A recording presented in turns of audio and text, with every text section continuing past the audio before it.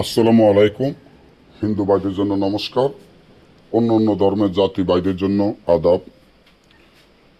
আমি তান্ত্রিক বড়ুয়া। আজকে 1 ঘন্টায় শত্রুকে ফ্যাটের ভিতর রোগে আক্রান্ত করে সারা জীবনের জন্য বিছানায় ফেলে রাখা নকশাটি নিয়ে আপনাদের মাধ্যমে আমি উপস্থিত হলাম।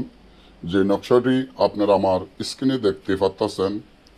আল্লাহ রাসূলের নাম নিয়ে যদি এই নকশাটি আপনি ব্যবহার করেন, আমি যেভাবে বলবো এইভাবে ব্যবহার করেন, সারা জীবনের জন্য আপনার শত্রু রোগে আক্রান্ত হয়ে বিছানায় পড়ে থাকবে।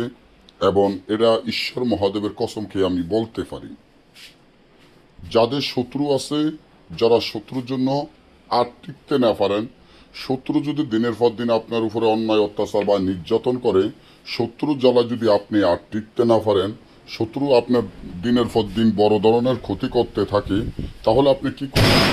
কার কাছে যাবেন? কার কাছে গেলে আপনি শত্রুর হাত থেকে রক্ষা পাবেন এবং এই শত্রুকে চিরদিনের জন্য বিছানায় ফেলে রাখতে চান? অনেকে আছেন যে শত্রুকে শাস্তি করবেন, শত্রুকে শাস্তি দিবেন, শত্রুকে রোগে আক্রান্ত করবেন, কিন্তু শত্রুকে মারবেন না। যারা শত্রুকে মারতে না চান, শত্রুকে রোগে আক্রান্ত করতে চান বা বিছানায় ফেলে রাখতে চান, তারাই নকশাটি ব্যবহার করতে পারেন। এটা অত্যন্ত পরীক্ষিত এবং শক্তিশালী পাওয়ারফুল। আমি নোয়াখালীর এক বাইরে দিয়েছি, সে কাজ করেছে, কাজে রেজাল্ট পেয়েছেন। কুমিল্লার এক বাইরে দিয়েছি, সেও কাজ করছে, কাজে রেজাল্ট পেয়েছে। বরিশাল এক বাইরে দিয়েছি, তাও সে কাজ করেছে, কাজে রেজাল্ট পেয়েছে।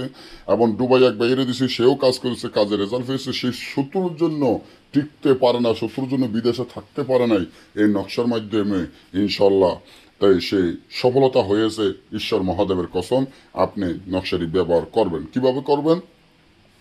আপনি এই নকশাটি লিখবেন, একটা পুতুল তৈরি করবেন ময়দা দিয়ে। ময়দা দিয়ে একটা পুতুল তৈরি করবেন, বিষাক্ত সাপের রক্ত দিয়ে নকশাটি লিখবেন। লিখে নিঃসনের শত্রুর নাম, শত্রুর পিতার নাম লিখিয়া পুতুলের নাভি কবরে গেড়ে দিবেন। সাথে সাথে